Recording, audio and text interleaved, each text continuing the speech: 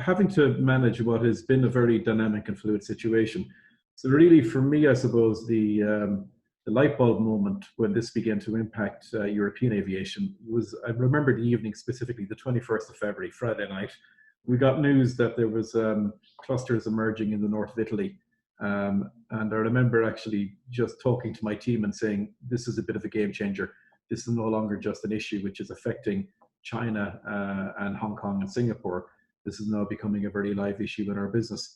And I suppose since that period, from the Monday onwards, we've had a series of rolling effects on the business, be it travel advisories, be it cessation of services, be it reduction in sheer volume of people who want to travel, and a number of new requirements coming in from agencies like IASA to deal with in a very dynamic fashion. And I must say, I'm hugely impressed with the way the organization and the people of Aer Lingus have responded to that. One example would be on the Saturday when the US restrictions were imposed about European travel into US borders. We had a number of volunteers arrived up to Terminal 2 to actually manage all of the questionnaires for passengers who needed to repatriate back to the US. So that was a great example of, I think, Aer Lingus people going above and beyond the call to support the operation in a time of need. I suppose the thing which is most high profile, and again, I think it's something which has been a very, very powerful thing for the organization to galvanize around, was the launch of the Beijing freighter operation to support PPE equipment coming in to the HSC. Now, we set up that operation in the space of about 8 days. It's unprecedented, the speed and scale of the operation that we enacted. There were a number of hurdles to overcome.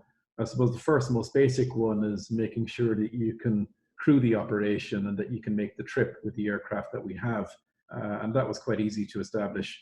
Secondly, we then worked through a lot of processes and got a number of approvals from the IAA to be able to optimize the uplift of freight by putting the freight on both the upper deck and the lower deck.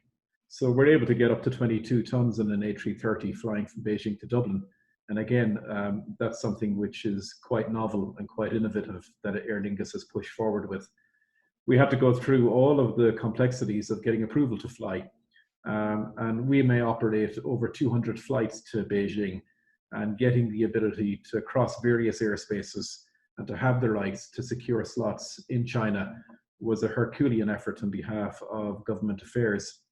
We worked very well with our colleagues in British Airways on the ground in China because they have an operation there and they were brilliant in supporting us. Our colleagues in IAG, the Department of Foreign Affairs, the Department of Transport, the IAA, and very, very effectively with our colleagues in IALPA and the Safety and Technical Division of IALPA, again, worked brilliantly with flight operations to launch that operation.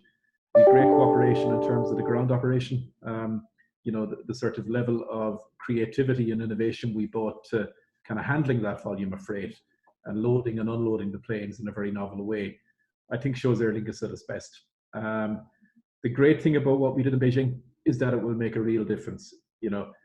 When I come in some days, being an airline CEO is tough at the minute, but I put a perspective on it in that I'd rather be an airline CEO than an ICU nurse or an ICU doctor.